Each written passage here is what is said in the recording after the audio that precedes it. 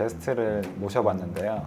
박상현 소아치과 전문의 선생님이십니다. 네, 안녕하세요. 안녕하세요. 교정에 대한 내용입니다. 교정은 사실 교정과 원장님들만 보는 걸로 알고 계시는 분들이 계신데, 사실은 어린아이들의 교정은 소아치과에서 전문적으로 보고 있습니다. 맞죠? 그럼요. 물론 교정과 선생님들도 많이 보시고 네. 소아치과에서도 또 교정을 저는 개인적으로 많이 보고 있습니다. 네. 특히나 이제 소아치과에서도 교정을 전문으로 하지 않는 원장님들도 많이 계신데, 또 이 박상현 원장님께서는 교정을 굉장히 많이 하고 계시고 치과 의사들한테 연자로도 세미나에 나가서 강의도 하고 하시기 때문에 훨씬 더 많은 전문적인 지식이 있으실 겁니다. 첫 번째로 저희가 교정 시기에 대해서 한번 좀 말씀을 들어볼까 합니다. 아이들 교정 시기 정하는 기준이 네. 있으실까요? 어떤 분들은 굳이 어릴 때 교정하지 않아도 된다고 얘기하시는 분도 계시고, 아니면 어릴 때 1차 교정을 해야 나중에 조금 더 유리하다라고 얘기하시는 분들도 많이 계세요. 도대체 어떤 게 맞는 건지 박상현 원장님의 고견을 좀 부탁드리겠습니다. 이 질문이 가장 어려운 질문인 것 같아요. 정답이 있는 질문은 아니거든요. 그렇기는 한데 그래도 기본적으로 저는 늦어도 만 7세, 8세 정도면 이제 거의 초등학교 올라갈 때쯤이거든요. 그래서 그때쯤에는 치과에서 좀 체크를 받아보시는 게 좋다라고 꼭 말씀을 드리고 싶고요. 그때 꼭 교정을 해야 된다, 이거는 아니고 그렇게 오해하지 마시고, 대신에 이제 꼭 검사를 받아서 일찍 하는 게 좀 좋은 케이스인지를 확인을 꼭 받아보셨으면 좋겠습니다.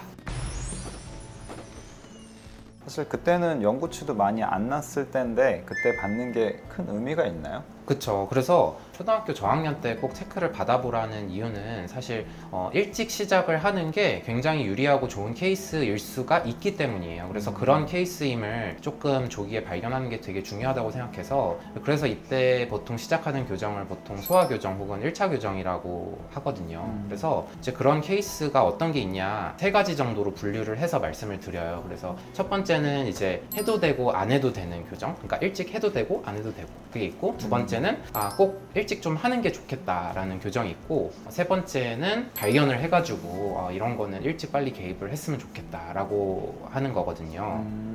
그러니까 해도 되고 안 해도 되는 교정, 그리고 꼭 해야 되는 교정, 지금 하지는 않아도 미리 알고는 있어야 되는 교정, 이렇게 나눠진다는 거죠? 요거는 뭐 그냥 저만의 분류법입니다. 그래서 알겠습니다. 이제 그렇게 얘기하면 확실히 보호자분들이 조금 이해하기가 쉽더라고요. 네.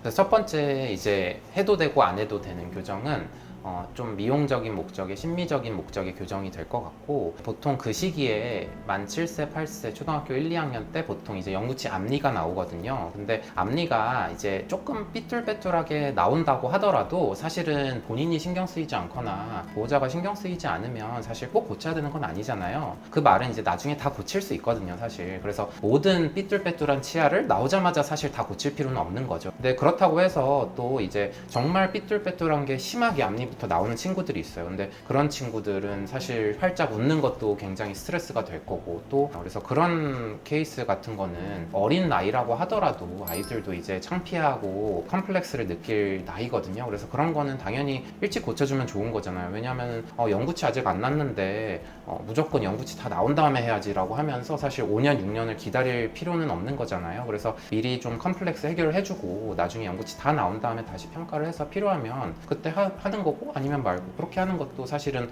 좋은 거죠. 그리고 이제 두 번째는 꼭 이제 했으면 좋겠는, 그 말은 사실 시기를 놓치면 안 되는 이제 교정이 있거든요. 그래서 지금 안 하면 그 말은 나중에 조금 하기 어렵거나 좀 복잡해지는 교정이 있는데, 사실 이것도 한 두 가지 정도로 좀 생각을 할 수 있을 것 같아요. 그래서 첫 번째는 이제 성장을 이용한 교정인데, 예를 들어서 이제 아래턱이 진짜로 좀 크고 상대적으로 위턱이 좀 많이 작은 친구들은 위턱을 보상적으로 좀 꺼내줌으로써 어떤 주걱턱을 좀 해소해주는 그런 턱 교정 치료가 필요하거든요. 근데 그거는 사실은 만 11세, 12세 넘어가면 효과가 많이 떨어져요. 그런 교정 같은 거는 조금 일찍 시작을 해주는 게 턱 교정 효과 면에서 굉장히 유효한 것 같고, 뭐 반대로 이제 아래턱이 많이 작은 친구들은 턱 교정 치료, 성장 교정이라고 보통 하는 건데, 아래턱의 성장을 조금 도모해주고 아래턱이 조금 나올 수 있게 해주는 그런 교정이 사실은 굉장히 유리한데, 그 교정은 또 시기가 굉장히 중요하거든요. 보통은 성장 급증기, 직전에 하는 게 좋은데 보통 이제 여자아이들 같은 경우면 사실은 초등학교 고학년에서 중학교 넘어갈 때쯤이에요. 근데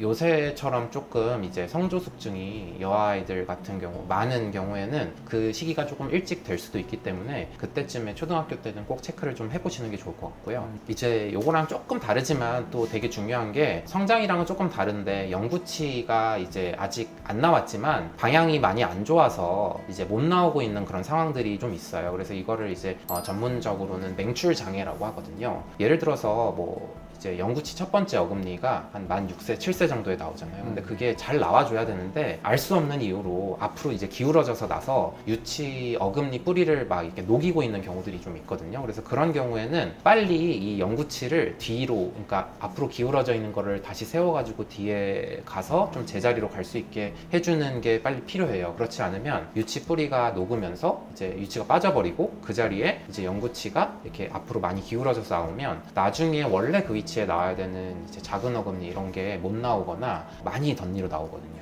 이런 것들도 꼭 일찍 발견을 해주면 좋을 것 같고요. 그리고 제가 처음에 말씀드렸던 것 중에 꼭 해야 되는 거, 그리고 꼭 해도 되고 안 해도 되는 거, 그리고 세 번째 말씀드린 게 어떤 걸 발견을 해가지고 일찍 해줬으면 좋겠다라고 하는 교정이 있다고 했는데 이제 그게 사실은 많이들 아시겠지만 이제 구강악습관이라고 하는 어떤 부정교합의 원인이 되는 그런 안 좋은 습관들인 거죠. 그런 안 좋은 습관들이 벌써 어릴 때부터 나타나면 그런 습관들을 빨리 고쳐주고 그 습관으로 인해 만들어진 부정교합을 빨리 해결해주는 그런 교정이 사실은 필요하죠.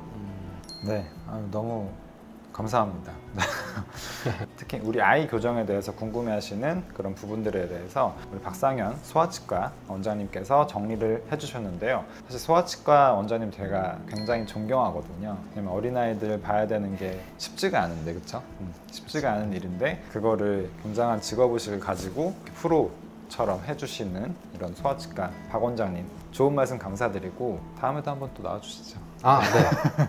네, 원장님 오늘 한번 저 게스트로 한번 나오셔가지고 네, 얘기를 네, 한번 네. 해주셨는데 뭐 네. 간단한 소감 한마디 좀 해주시죠.